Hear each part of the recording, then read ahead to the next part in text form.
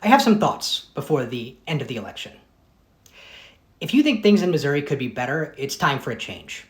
Republicans have been in control of our state for 20 years and it hasn't gone well. We are last in state education funding. We are last in starting teacher pay. We're terrible for maternal mortality rate. We're one of the highest crime states in the entire country.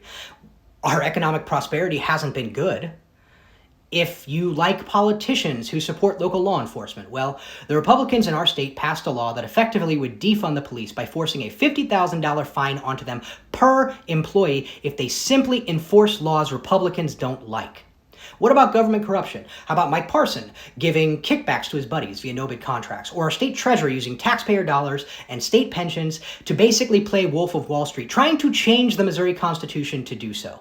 Or Eric Schmidt, who is our Attorney General, using his office as his own personal campaign piggy bank.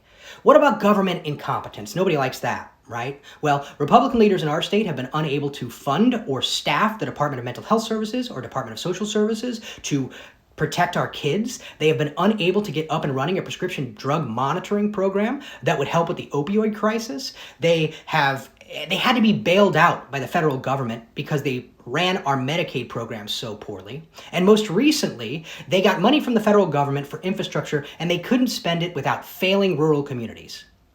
So you don't have to be excited about voting for Democrats, but if you want Missouri to get better, you should vote against the Republicans who got us where we are today. That's what I'm doing because I care about results. And quite frankly, after the last 20 years of Republican leadership in our state, the results are in and they are bad for Missouri.